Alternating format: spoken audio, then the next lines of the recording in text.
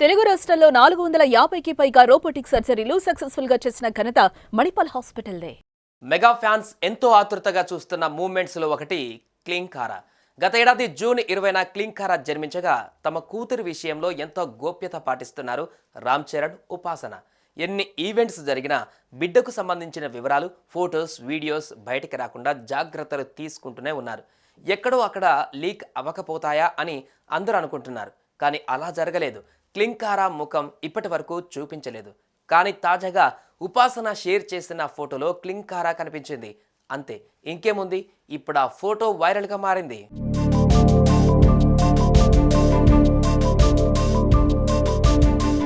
Mega princess Klin Kaara Konidela ఫోటోను ఏకంగా ఉపాసన షేర్ చేశారు.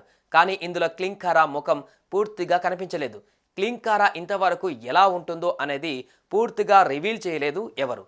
అలా ఫేస్ను రివీల్ చేసే మూమెంట్ను కూడా చాలా పెద్ద ఎత్తున సెలబ్రేట్ చేసేలా కనిపిస్తుంది మెగా ఫ్యామిలీ. ఈ క్రమంలో ఉపాసన సడన్గా కూతురు ఫేస్ను కాస్త రివీల్ చేయడంతో మెగా అభిమానులు ఖుషి అయిపోతున్నారు.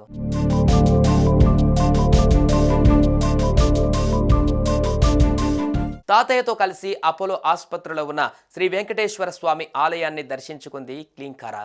ఈ విషయాన్ని ఉపాసన సోషల్ మీడియా ద్వారా వెల్లడించింది. ముత్తాత ప్రతాప్ రెడ్డి, తాతయ్య అనిల్ కామినేనితో కలిసి క్లింకారా అపోలో ఆసుపత్రిలోని ఉన్న శ్రీ వెంకటేశ్వర స్వామి దేవాలయంలో జరిగిన పవిత్రోత్సవాలలో పాల్గొంది. క్లింకారాను తన తాతయ్య ఎత్తుకోవడం చూస్తుంటే నాకు నా చిన్నప్పటి రోజులు గుర్తుకు వస్తున్నాయి. అలానే ఈ దేవాలయానికి నా మనసులో చాలా ప్రత్యేకమైన స్థానం ఉంది అని చిన్నప్పటి జ్ఞాపకాలను గుర్తు తెచ్చుకుంది. ఓం నమో వెంకటేశాయ అంటూ పోస్ట్ పెట్టింది ఉపాసన.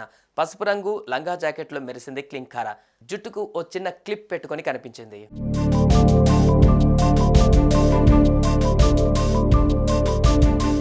ఇక ఈ ఫోటో చూసిన అభిమానులు తెగ షేర్ చేస్తున్నారు. గారాల పట్టి చిట్టి తల్లి అంటూ క్లింకారా మీద ప్రేమను కురిపించేస్తున్నారు.